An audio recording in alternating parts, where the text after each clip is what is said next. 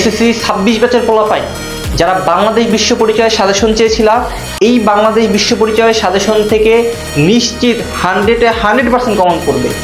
যদি এই suggestion follow করতে পারো, তোমার A+ কেউ ঠেকাতে পারবে না। এখান থেকে আসতে হবে, মানে আসবেই। যাদের A+ টার্গেট তারা এই সাজেশনটাকে টু দ্য পয়েন্ট ফলো করবা।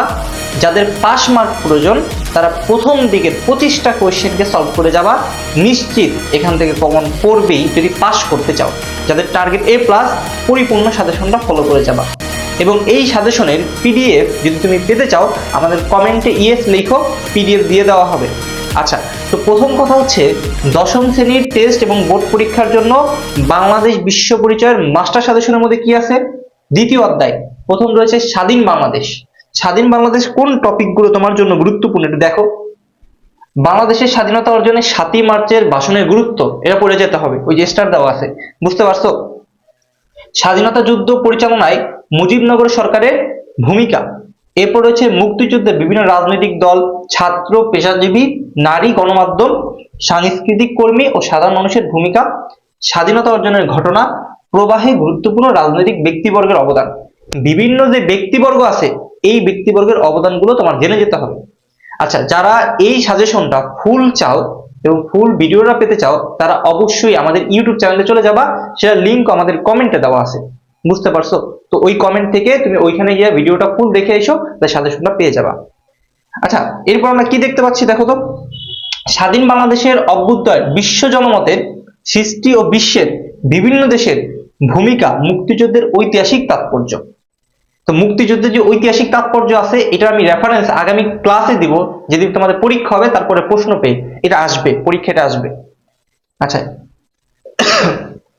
1990 সালের, এখানে 1970 হবে, 1970 সালে গণ অভ্যুত্থান এবং গণতন্ত্রের পূর্ণযাত্রা, এটা একটু পড়ে রাখো। বাংলাদেশের উল্লেখযোগ্য আর্থসামাজিক ও সাংস্কৃতিক অগ্রযাত্রা। আমি তোমাদের যে সৃজনশীলগুলো দিব, এই সৃজনশীলগুলো একবার শেষের দিকে, একটু ওয়েট করো জাস্ট, হ্যাঁ? আচ্ছা, সৌরজগৎ ও ভূমণ্ডল, এই যে টপিকটা খুবই গুরুত্বপূর্ণ এবং তোমাদের ভুল হয়ে থাকে এই টপিকগুলোর মধ্যে। এই যে এই টপিকগুলো ভালো করে পড়বা। এই যে দ্রাঘিমা রেখা রয়েছে, মূল মধ্য রেখা রয়েছে, আন্তর্জাতিক তারিখ রেখার ধারণা রয়েছে, এই টপিকগুলো খুবই ইম্পর্টেন্ট, পরীক্ষায় আসবে এখান থেকে। এই অধ্যায় থেকে কোশ্চেন এসেই থাকে প্রতি বছর। আচ্ছা, এরপরে এটা বার্ষিক গতি ধারণার ব্যাখ্যা। এরপর হচ্ছে দিবারাত্রির হ্রাস বৃদ্ধির কারণটা কি, পৃথিবীতে ঋতু পরিবর্তনের কারণ কেন হয়ে থাকে, এটা গুরুত্বপূর্ণ তোমার জন্য। এরপর হচ্ছে ভাটার ধারণা এবং ঋতু পরিবর্তন সম্পর্কে জোয়ার ভাটার যে সম্পর্কটা আছে, সেটা তোমার জন্য গুরুত্বপূর্ণ। এরপর হচ্ছে পৃথিবীর উপর জোয়ার ভাটার প্রভাব কেন হয়, সেটা প্রভাব পড়লে কি হয়, সেই সম্পর্কে তোমার লিখতে হবে। তো এটা গেল। এরপর 6ষ্ঠ অধ্যায় রাষ্ট্র, নাগরিকতা ও আইন। এখানে যে টপিকগুলো দিয়ে দিছি, এই টপিকগুলো ভালো করে পড়বা। যেমন এখানে রয়েছে আইনের ধারণা এবং আইনের উৎস, এটা খুব গুরুত্বপূর্ণ, ভালো করে পড়ে যাবা। এরপর হচ্ছে সুশাসনের জন্য আইনের প্রয়োজনীয়তা, বাংলাদেশের তথ্য অধিকার আইন ও এর প্রয়োগ, এটা ভালো করে পড়বা। আচ্ছা, এরপর দেখো কোন কোন টপিক, এই টপিকগুলো যদি ক্লিয়ার করে যাও, তাহলে তোমার এমসিকিউ লাগবে না। এই টপিকগুলো ভালো করে পড়বা, তাহলে তোমার আর এমসিকিউ লাগবে না, এখান থেকেই কোয়েশ্চেন হবে, বুঝতে পারছো? এই টপিকগুলোকে পড়ার পরে তারপর তুমি সৃজনশীলের একটা আইডিয়া নেবে, যে এগুলোকে ভালো করে পড়বা, সব দেওয়া আছে সাজেশন, কোন টপিকগুলোকে ভালো করে পড়তে হবে, হ্যাঁ? আচ্ছা, সকল বিষয়ে সাজেশন পেতে হলে অবশ্যই ট্রিপল বন্ড পাঠশালাকে ফলো করে রাখো, যাতে পরবর্তী সকল সাজেশনগুলো পেয়ে যাও। এবং তোমাদের কার কি সাজেশন প্রয়োজন, সেটা আমাদের কমেন্ট করে জানাবা, কেমন? আচ্ছা দেখো, এরপরে এই যে দেখো কোন কোন বোর্ড পড়তে হবে। আমি আগেই বলেছি, এখানে যে 25টা বোর্ড আছে, প্রথম এই 25টা বোর্ড হচ্ছে যারা পাস করতে চাও, মোটামুটি লেভেলের একটা মার্ক আনতে চাও, তাদের জন্য।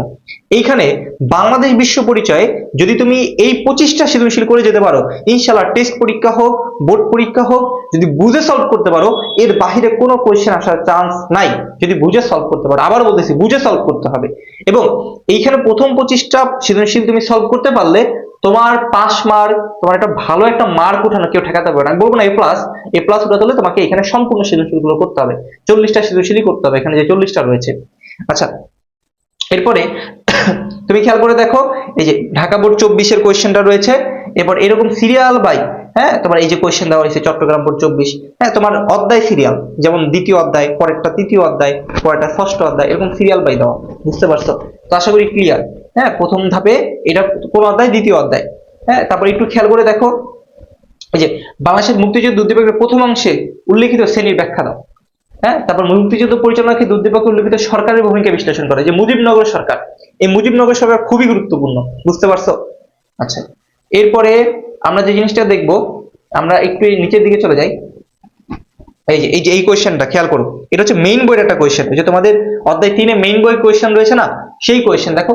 এই যে অক্ষরেখা, এই যে বক্স করা, এই যে এরকম একটা বক্স করা অঙ্ক থাকবে, হ্যাঁ, বা এই যে দ্রাঘিমা রেখা রিলেটেড এরকম একটা টাইপের তৃতীয় অধ্যায় থেকে একটা কোয়েশ্চেন থাকবে, এটা মাস্ট আসবে, আমি রেফারেন্স দিব আগামীকালকে।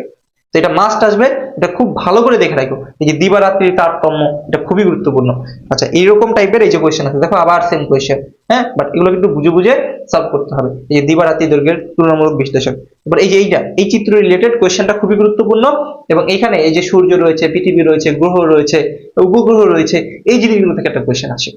ওকে, এরপরে এই যে স্থানীয় সময় নির্ণয়, হ্যাঁ, তোমার এক জায়গায় সকাল 7টা বাজতেছে, তো আরেক জায়গায় চিহ্নিত স্থানে কয়টা বাজবে, এই যে সময়টা নির্ণয়, এই রিলেটেড একটা ম্যাথমেটিক্যাল টার্ম থাকবে, এই যে বক্স রিলেটেড দেওয়া আছে, বুঝতে পারছো? এই যে এই টপিকের প্রশ্নগুলো খুবই গুরুত্বপূর্ণ, এই যে এটাও গুরুত্বপূর্ণ, এই প্রশ্নটা খুব গুরুত্বপূর্ণ আছে। এই যে পৃথিবীর কোন গতিকে নির্দেশ করে, না আহ্নিক গতি না বার্ষিক গতি, এরকম কিছু একটা। ওকে, তো এই কোশ্চেন গুলো পারতে হবে, আমি রেফারেন্স দিব আগামীকালকে, বুঝতে পারছো? এই যে এরপর হচ্ছে গিয়ে দৃশ্যকল্প 2 এ প্রণীত আইন, এই যে আইন বিষয়ক যে প্রশ্নগুলো আছে সেগুলো খুব গুরুত্বপূর্ণ, হ্যাঁ, আইন সংক্রান্ত বিচার বিভাগ, হ্যাঁ, তারপর হচ্ছে গিয়ে আইন বিভাগ, এই সম্পর্কে প্রশ্নগুলো আসবে। তো এই সাজেশনগুলো পেতে হলে অবশ্যই আমাদের কমেন্ট করো, এবং তোমার পিন কমেন্টে, প্রথম কমেন্টে ইউটিউবে এই সাজেশনটা দেওয়া থাকবে, সেখান থেকে দেখে নিও। পরবর্তী কোন সাজেশন চাও সেটা আমাদেরকে জানাও, এবং এই সাজেশনটা ফলো করে আগামী ক্লাসে তুমি পরীক্ষা দিতে যাও, বুঝতে পারছো?